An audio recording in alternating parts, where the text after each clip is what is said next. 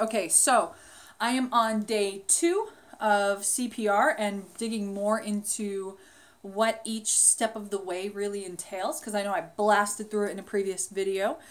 So again, just to recap, what I'm talking about is most of the problems in your business all boil down to one issue, and that is communication. So even things seemingly unrelated, they still end up, when you kind of break it down, you dig into it, you get down to the bottom of it, and it ends up being some kind of communication issue. So my acronym CPR is how you deal with communication issues. Not just deal with them, but kind of head them off. And even better, especially for business owners, this really helps you set yourself free from your business. Because, you know, a lot of people get into business, they start realizing after they start getting more employees and they're growing, that they're spending a lot of time dealing with just employee issues.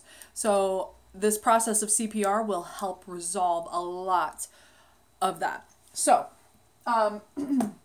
the second one is P. I talked previously about C, which was culture. Today it's P, which is productive processes, productive being the optimal word. And I'm actually redoing because I had technical difficulties, but so some of the stuff's already written up here, but I'm just going to go through it and try to make this as quick as I can, even though I can talk at length about these things. So, productive processes. So first of all, the first one says understanding employees, but what I'm talking about is understanding how employees communicate. Now, there's a lot of different tools out there that you can be using to understand how your employees communicate. My favorite tool, and something that I found is so powerful for my businesses, is using the Kolbe. So that's Kolbe. It measures your innate instincts. And I don't want to get into Kolbe because there's a lot I could say about that, and it's a whole nother video, but I use the Kolbe because the Kolbe tells me how people communicate, how much information they need or they don't need, or what kind of information they need. It tells me a lot about my people and how they communicate. So that is a process of communication, is understanding my employees using the Kolbe method. We've also surveyed before, you know, how do you like to be communicated to? Email, text message, phone calls, in person, yada, yada, you know, and breaking that down for each individual employee and coming up with processes behind that. My process when it came to, especially when it came to I was communicating to the whole company, was I would write an email at the very beginning. I would have a very short synopsis of what the whole thing entailed for the people who don't like a lot of information. I would write out more information for the people who do like to read a lot more information. And then I would also do a video. So that might seem kind of cumbersome. It's like, wait, you wrote this video, you wrote an email and you made a video and you did all that. It became very like second nature. Like I knew if I had to get information out there to the team that I would do it in those ways. And it was really, really effective because what I know about my people is that some people don't like that, you know, they try to read a long email. They're just not processing the information the same way some others do. And it's really hard for them and stressful for them to try to read through lengthy emails about, you know, whatever it might be. But they could watch a video. So they could watch the video and at least listen to it if they're not watching it, you know, and they're able to get the information that way. So it's really about making it easier for your people to get information. And that's really where the productive processes are coming in. So understanding how your employees communicate is huge. Another part is meetings. And this is where productive is another really optimal word. Meetings can be such a waste of time. Meetings are generally scheduled for way longer than they need to be. But most importantly is when you go into a meeting, there needs to be crystal clear ideas about what you're talking about. They should be communicated beforehand so that way anyone who needs to bring data or needs to brainstorm or anything like that, you don't need to be sitting there brainstorming ideas. You can schedule brainstorming sessions and that's different. But a meeting, it's like, you know, this is what we need to tackle. This is what we're going to talk about. Bring your ideas, bring your whatever, you know, anything that applies to you. And we're going to blast through it. And everything, you know, one really important thing is having the driver. And when I say the driver, I mean the person in charge of the meeting. That's the person who says, okay, we're off track here. We need to bring it back. Let's get back to this. So the task is this. Who's going to do it? When is it due by? And essentially you need to have a list of what you need to talk about. And this is just my process. Okay. So what I'll say a disclaimer is that there are a million different ways to run meetings. And in fact, there's a million different people out there telling you, run it like this, run it like this. This is how you do it. This is the right way. Okay, but this is just my process. These are like, and mine was very not structured. People get really structured and crazy about it. And crazy is fine. as long as, you know, that works for you. For me, it was just about coming to the table with all the things that needed to be talked about, having action items crystal clear, you know, every single thing we talked about. Okay, this is the problem. What's the solution? What are we going to do about it? Who's going to do it? When is that due? And then be following up on all those things. So that the next week we were often revisiting, you know, did this get done? Or where are we with this project? Or whatever the case may be. And here's the new things that have come up. And who's going to be assigned to this? And da da da da da, so on, so on, so on, so forth. So, you know, that's how we ran our meetings. And I was always that person to say, okay, we're off on a tangent, bring it back. This is what we're talking about. What is the final decision here? And you have to have that person. And you can't let it go on for forever. I mean, sometimes I wouldn't be like, sometimes I just had to kind of be rude, but, you know, I wouldn't really usually be rude. I wouldn't stop somebody in the middle of their sentence usually. It'd be like, kind of like they're like going back and forth. And as soon as there was that pause, I'd be like, okay, hold on. We're off on a tangent. We need to get back. So, you know, having that person is absolutely really, really important, to making your meetings more successful.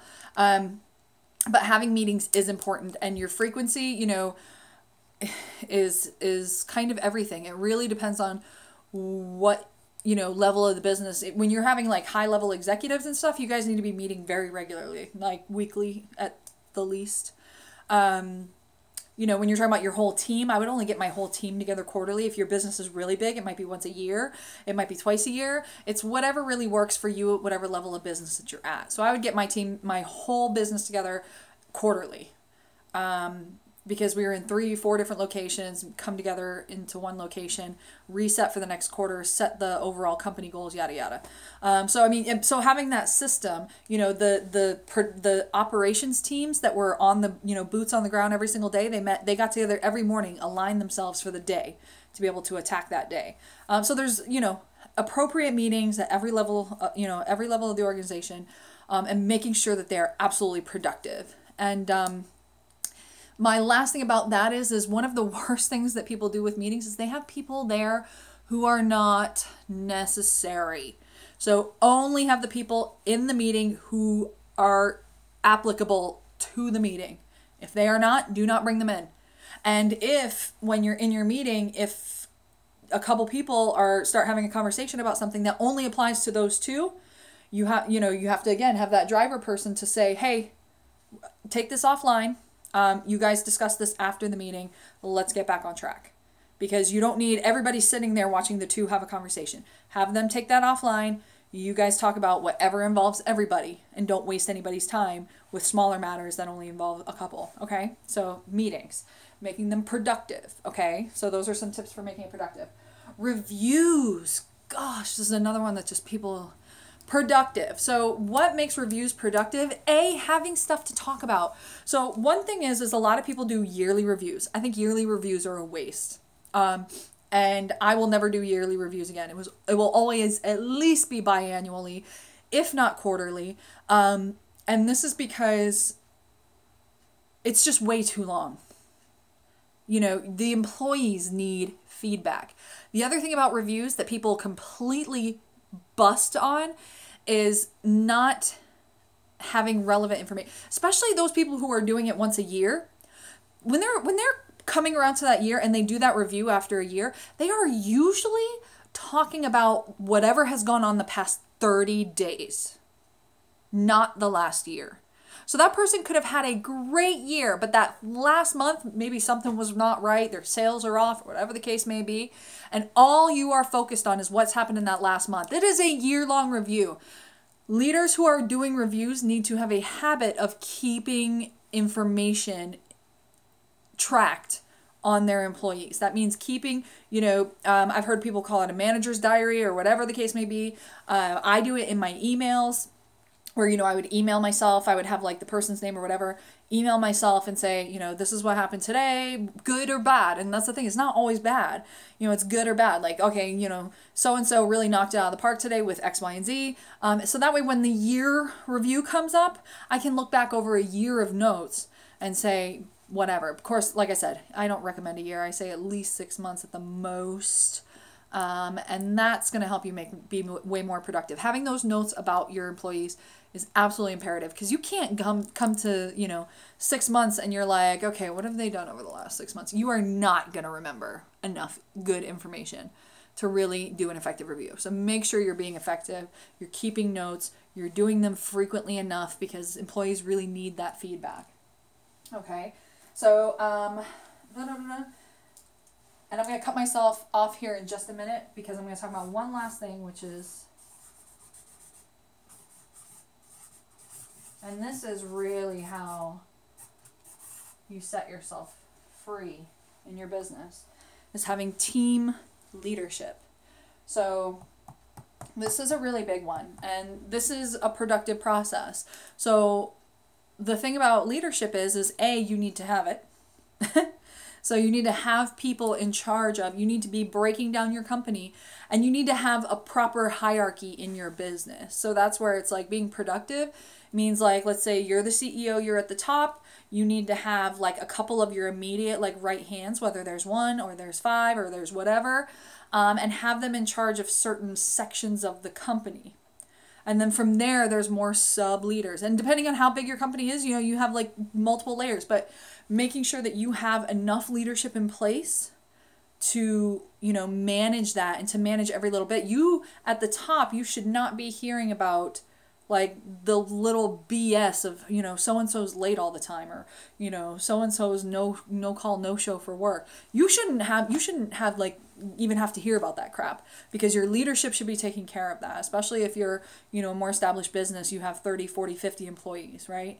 So, being really intentional and effective about your team leadership, having leadership, empowering them to make decisions, empowering them to have control over their teams, that's really where you let a lot go and give yourself a lot more freedom from your business. You need to be making sure that you are getting information, whatever information you need on a daily, weekly, monthly basis, depending on what it is, so that you can make informed decisions, but bigger decisions. You're not worried about, do we get a Keurig in the staff lounge, That's time-wasting BS that you as a business owner don't need to be worrying about. I mean, if you're still really like, you've got like 2 employees and obviously you're still in charge of that, that's one thing.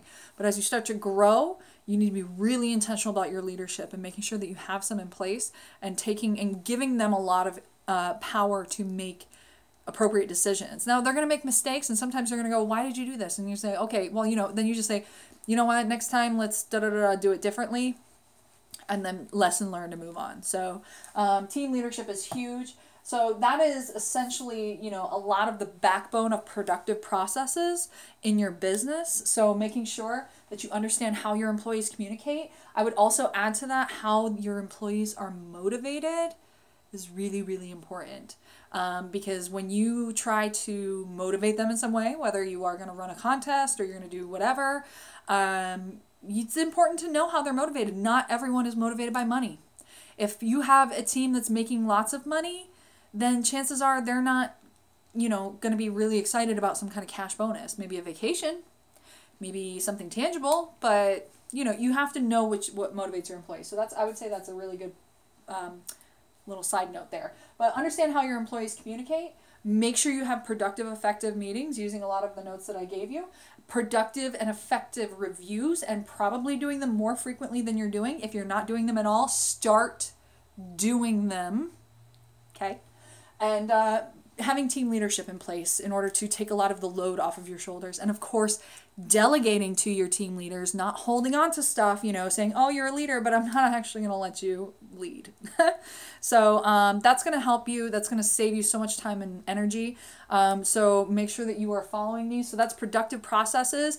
Remember to like, comment, and share. I love hearing from you guys. Let me know if you have questions, and I'll be back tomorrow or then whenever next time with recognition. Okay? Have a great one, guys. Bye.